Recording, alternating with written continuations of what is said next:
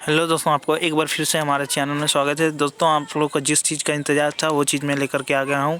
और आप लोग को बोल रहे थे ना कि सर पार्ट टू अपलोड कीजिए, तो मैं आज पार्ट 2 ही अपलोड करने वाला हूँ। संसाधन एवं विकास। तो आप लोग को टोटल प्रश्न पत्र मिलने वाले हैं। तो चलिए देख लेते हैं। बहुविकल्प प्रश्न है। तो पहला है कि लोह किस प्रकार का संसाधन। तो यहाँ देख सकते हो ऑप्शन 4 दिया हुआ है। नवीकरण योग्य संसाधन, प्रवाह, जैव, अनवीकरण योग्य संसाधन। तो ऑप्शन जो होगा वो होगा यहाँ पे जो होगा वो अनवीकरणीय योग्य संसाधन, क्योंकि हम लोग लोह जो है सो एक बार प्राप्त करने के बाद पुनः दोबारा प्राप्त नहीं कर सकते। जी हाँ दोस्तों, तो ये घ नंबर का होगा। चलिए आगे देखते हैं। ये ज्वारीय ऊर्जा निम्न में से किस प्रकार का संसाधन। तो ज्वारीय ऊर्जा जो है सो पुनः पूर्ति योग संसाधन है, तो जिसको हम लोग ज्वारीय ऊर्जा हमने फिर से उसको दोबारा प्राप्त कर सकते हैं। तो चलिए आगे दोस्तों देखते हैं।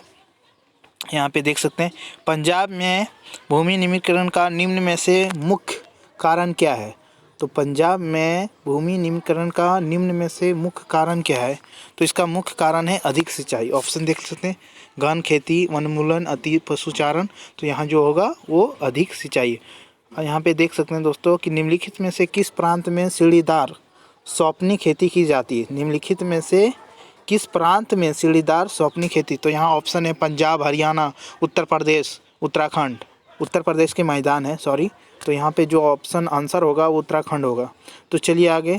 आप लोगों को कैसा लग रहा है आप लोग कमेंट बॉक्स में ज़रूर बताएं। सारा बच्चों से मैंने और उन लोगों तक ज़रूर पहुँचाएं तो जिसको वीडियो की अति आवश्यकता है, जो बोल रहे थे इसकी सर पार्ट 2 अपलोड कीजिए, पार्ट 2 अपलोड कीजिए। तो मैं उन सभी दोस्तों को आप लोग जितना प्यार दिए मैं आप लोगों को बता देता हूँ। आप लोग ने बहुत सारा प्यार दिया, तो इसके लिए आप लोग को थैंक्स। और इसी तरह मेरा इस वीडियो पर भी प्यार दीजिए। तो आगे देख सकते हैं इनमें से किस राज्य, यहाँ पे देखिए इनमें से किस राज्य में काली मृदा पाई जाती है। तो यहाँ ऑप्शन है आप लोग का जम्मू कश्मीर, गुजरात, उत्तराखंड, झारखंड। तो यहाँ पे होगा गुजरात। जी हाँ दोस्तों, यहाँ पे होगा गुजरात। तो आगे बढ़िए, आगे बढ़ते हैं। यहाँ पे देख लीजिए दोस्तों कि निम्नलिखित प्रश्नों का उत्तर लगभग 30 शब्दों में दीजिए। तो हमारा जो था बहुविकल्पीय वो समाप्त हो चुका है। और यहाँ देख लेते हैं कि 3 राज्य का नाम बताए जहाँ काली मिट्टी पाई जाती है। तो इस पर मुख्य रूप से कौन सी फसल उगाई जाती है। तो देखिए महाराष्ट्र, गुजरात, मध्य प्रदेश में काली मिट्टी पाई जाती है। और काली मिट्टी में मुख्य रूप से कपास की खेती की जाती है दोस्तों। चलिए नेक्स्ट क्वेश्चन बढ़ते हैं। देखिए यहाँ पे पूर्व तट नदी डेल्टा पर किस प्रकार की मिट्टी पाई जाती है और इस प्रकार की मिट्टी को 3 मुख्य विशेषता क्या है। तो अगला देख लेते हैं आंसर। तो पूर्वी तट नदी डेल्टाओं पर जलोढ़ मिट्टी पाई जाती है। और जलोढ़ मिट्टी 3 मुख्य विशेषताएं देखिए। पहला विशेषता है कि जलोढ़ मिट्टी बहुत ही उपजाऊ मिट्टी होती है और इस मिट्टी में चूना क्या होता है, चूना, पोटास, फास्फोरस और वनस्पति के अंश जैसे पोषक तत्व पाए जाते हैं। तीसरा बता देते हैं बच्चों सभी को। और यहाँ देखिए इस प्रकार की मिट्टी में चावल, गेहूँ, गन्ना, मक्का, कपास, पटसन इत्यादि फसल उगाई जाती है। जी हाँ दोस्तों, आगे बढ़ते हैं। आप लोगों को कैसा लग रहा है कमेंट बॉक्स में ज़रूर बताएं ज़रूर। और वीडियो को लाइक ज़रूर करें। वाह। चलिए यहाँ देखते हैं पहाड़ी क्षेत्रों में मिट्टी अपरदन की रोकथाम के लिए क्या कदम उठाना चाहिए। तो पहाड़ी क्षेत्रों में जो मिट्टी जो अपरदन, कहने का मतलब जो मिट्टी बहा कर लेकर एक जगह से दूसरी जगह चल जाता है उसे मिट्टी अपरदन कहते हैं। और उसकी रोकथाम यानी मिट्टी बहे ना, एक जगह से दूसरी जगह ना जाए, उसके लिए क्या कर सकते हैं। तो यहाँ पे देख लेते हैं इसके पहाड़ी क्षेत्रों में मिट्टी अपरदन के रोकथाम के लिए निम्न कदम उठाने चाहिए। पहला है कि डाल वाली भूमि में समुच्च रेखाओं पर समांतर जुताई करनी चाहिए, इससे फसल के बहाव की गति कम होती है। दूसरा देख लेते हैं ढाल वाली भूमि पर सीधी सीढ़ीनुमा खेती बनाने चाहिए, इससे पानी के बहाव को कम किया जा सकता है। तीसरा है फसलों के बीच घास की पेटी लगानी चाहिए और इससे पानी के बहाव कम किया जा सकता है। चौथा बता देते हैं कि ढाल वाली भूमि पर वृक्षारोपण करना चाहिए, क्योंकि पेड़ की जड़ें मिट्टी को पकड़े जाती है। उपयुक्त तरीके वाली क्षेत्रों में मिट्टी अपरदन रोका जाता है। तो इस प्रकार से हम लोग मिट्टी अपरदन को रोक सकते हैं। तो चलिए आगे बढ़ते हैं। देख सकते हैं जैव और अजैव क्या संसाधन क्या होते हैं। तो कुछ उदाहरण दीजिए। तो वैसे संसाधन जिनकी प्राप्ति जीवमंडल, ये मैंने पहले पार्ट 1 में ही बता चुका हूँ और एक बार फिर से बता दें क्योंकि ये क्वेश्चन आंसर है और वो भी था। तो चलिए दोस्तों, कि वैसे संसाधन जिनकी प्राप्ति जीवमंडल से होती है उसे जैव संसाधन कहते हैं, जैसे पेड़ पौधे, पशु पक्षी, मत्स्य, मानव इत्यादि। वैसे संसाधन जिसकी निर्जीव वस्तुओं से बनी होती है वे अजैव संसाधन, जैसे चट्टानें, खनिज मानव निर्मित, मानव के द्वारा क्या निर्माण किया गया, कुर्सी हो गया, मोटर गाड़ी हो गया, सड़कें हो गई और मकान हो गए इत्यादि सारे ये होगा अजैव संसाधन के अंतर्गत आएंगे। तो चलिए आगे बढ़ते हैं। देख संसाधन एवं विकास, तो इसमें क्या है, निम्नलिखित प्रश्नों में उत्तर लगभग 120 शब्दों में देना है।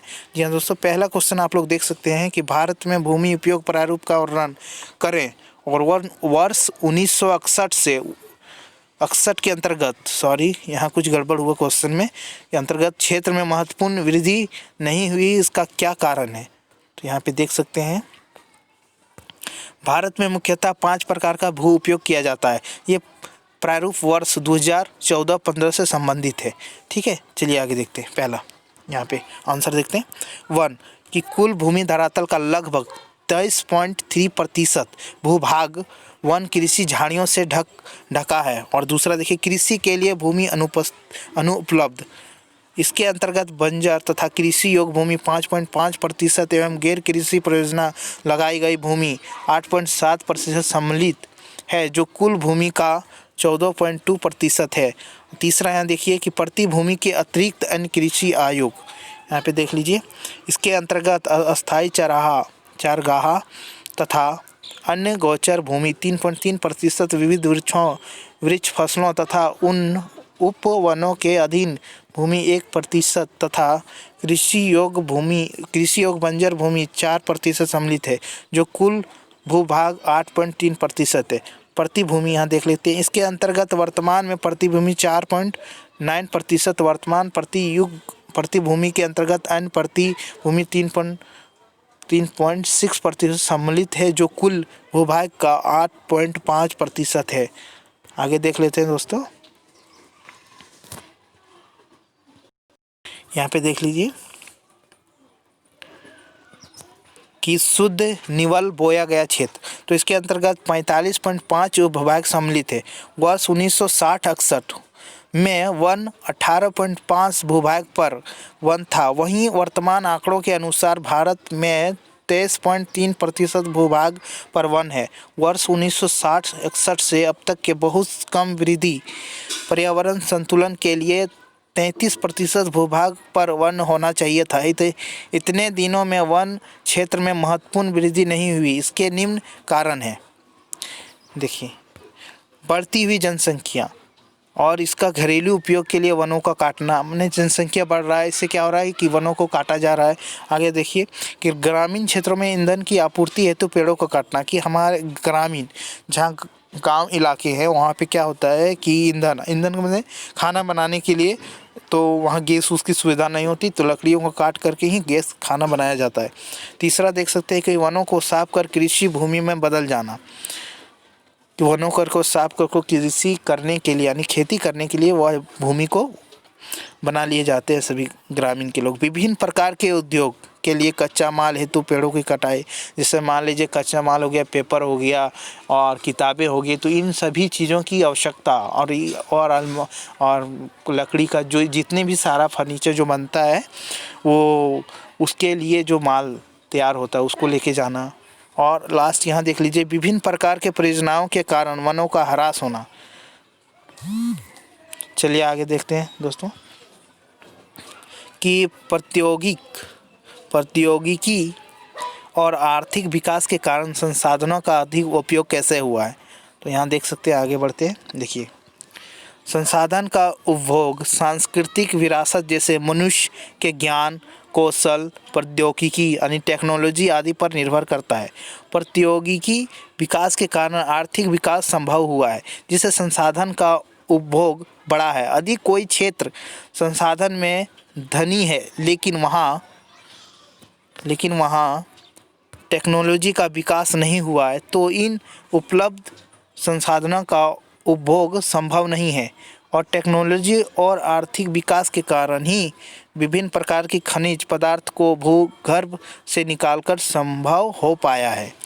तो देखिए, आदिम अवस्था में मनुष्य वनस्पति एवं पशुओं पर निर्भर था। पहले क्या था, जब मानव आया था, जंगल में रहता था, तो उसमें क्या था कि वनस्पति जितने भी वन से सारा तो उस पर, और पशु जो था उस पर निर्भर। धीरे धीरे मनुष्य की उन्नति हुई, तरक्की होने लगी और उसने नवीन तकनीक एवं टेक्नोलॉजी के बल पर प्राकृतिक के रहस्यों को पता लगाया और कल की प्राकृतिक संपदा को आज के संसाधनों में बदल।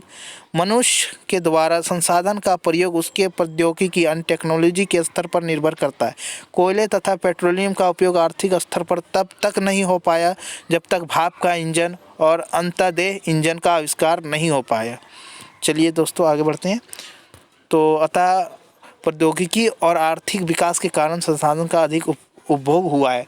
तो दोस्तों, आप लोगों को बताना चाहता हूँ, अगर आप लोग जिस तरह से पिछले वाले वीडियो के पार्ट 1 को आप लोग नहीं देखे तो डिस्क्रिप्शन में उसका लिंक दे दूंगा, आप जाके वहां से एक बार ज़रूर देख लीजिए, आपको बहुत हेल्पफुल होगा।